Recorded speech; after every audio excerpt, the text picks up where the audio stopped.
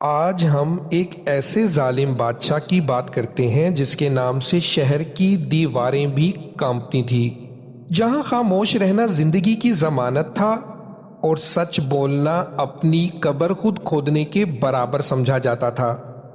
اس کی سلطنت میں ایک عجیب قانون تھا، جو جتنا خاموش وہ اتنا محفوظ، اور جو جتنا سچا وہ اتنا ہی مجرم۔ لوگوں نے اپنی آنکھوں کے سامنے ظلم ہوتے دیکھا مگر نظریں جھکا لیں۔ انہوں نے اپنے بچوں کو سمجھایا، بیٹا سچ ہر جگہ نہیں بولا جاتا، زندگی عزیز ہے۔ ایک دن دربار سجا، قیدیوں کی ایک قطار لائی گئی۔ ان میں ایک کمزور سا آدمی تھا، چہرے پر خوف نہیں، آنکھوں میں یقین تھا۔ وزیروں نے سرگوشی کی، یہ پاگل ہے، بولے گا تو مر جائے گا۔ بادشاہ نے غرور سے کہا، کیا کوئی ہے جو میرے فیصلے کو غلط کہے؟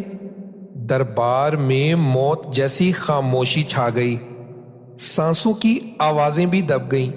اسی لمحے وہ کمزور سا آدمی آگے بڑھا۔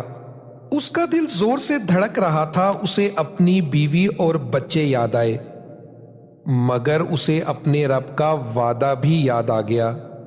اس نے لرزتی آواز میں نہیں بلکہ مضبوط ایمان کے ساتھ کہا، اے بادشاہ، تو طاقتور ضرور ہے مگر تو اللہ نہیں، تو ظلم کر رہا ہے، اور ظلم تخت کو نہیں بچاتا، انجام کو برباد کرتا ہے۔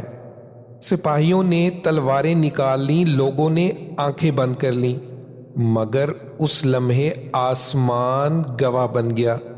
یہ وہ لمحہ تھا جس کے بارے میں پیارے نبی صلی اللہ علیہ وآلہ وسلم نے فرمایا تھا، ظالم حکمران کے سامنے حق بات کہنا سب سے افضل جہاد ہے۔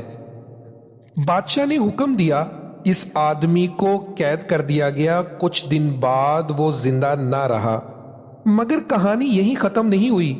چند ہی عرصے میں وہی بادشاہ بیمار پڑ گیا، اس کا تخت لرزنے لگا، وہی وزیر بھاگ گئے، وہی سپاہی وفادار نہ رہے۔ لوگوں نے پہلی بار کھل کر بات کی اور شہر کی گلیوں میں ایک جملہ گونجنے لگا، وہ آدمی مر کر بھی سچ ثابت کر گیا۔ بادشاہ تاریخ کے اندھیروں میں دفن ہو گیا، اور وہ کمزور سا آدمی لوگوں کے دلوں میں زندہ رہ گیا۔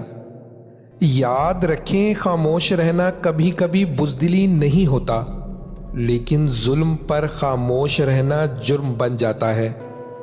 حق کے لیے کھڑے ہونے والی ایک آواز اللہ کے نزدیک سب سے بڑا جہاد بن جاتی ہے۔